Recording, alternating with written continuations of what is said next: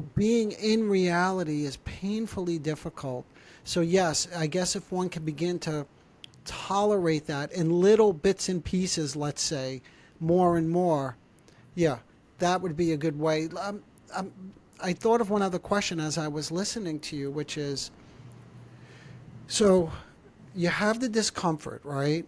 And Mhm. then you have whatever vice. It doesn't matter. Like we could say it's an addiction, it's a toxic relationship. What is part of the healing process then? You mentioned this word a little bit earlier, which I really appreciated, which was integration.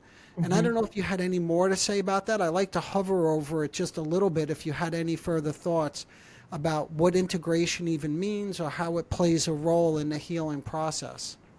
Yeah. Yeah, I love talking about integration, so I'd be happy to.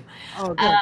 One of the things that, and this is slightly personal, but one of the things that I recognized as I was navigating some, healing stretches in my own life was that I wanted to keep the experience away from me, right? Like Uh-huh. I didn't want to have it in the first place, and I didn't want it to be part of my story. Yeah. And for me, what the process of healing looked like, and mindfulness was a huge part of it, which is why I became an educator and Hmm. coach people in this now. But one of the things that was like salient at that time was me trying to shove that piece of me away, Hmm. was creating additional pain, was creating additional hurdles toward me feeling whole. And so, whole being like I could accept all the parts of myself and trust that they could be part of my eventual, like vision for myself.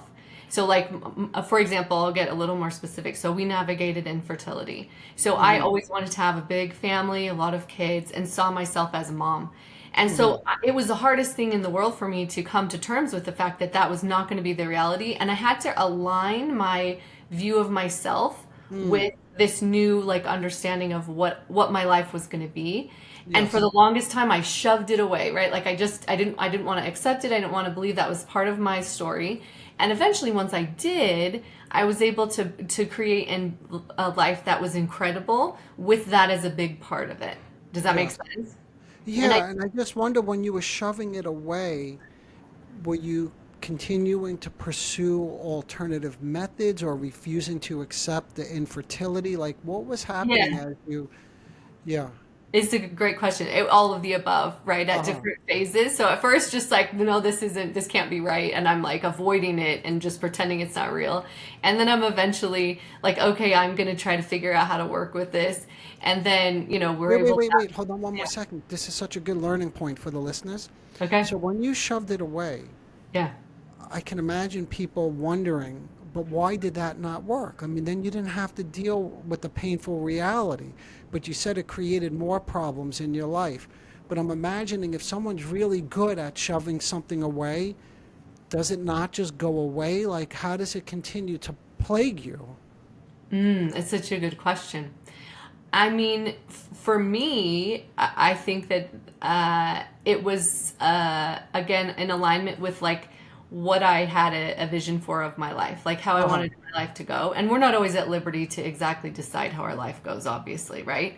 But the things that were important to me, they kind of kept like knocking on the door. I mean, like these Mm. these don't fit together, right? Yeah. So like as much as I tried to keep it at bay, it was like I had to eventually face it because so many circumstances in my life invited it to me. Oh, Or so it doesn't go away. It never really goes away. Even though you could push it away, we use another concept called split off. Like you could yeah, split off, you could do whatever, right? And, oh, yeah, it reminds me, I won't go down this rabbit hole, but there's a TV show that's out now called Severance. I don't know if you heard of it, yeah. right? So it's about split, this whole, it's really well done in terms of the psychology behind it, if you like analyzing TV shows, but it's all about a split personality between and work, right? They call them the innies and the outies. Like you're out of life and you're in a life.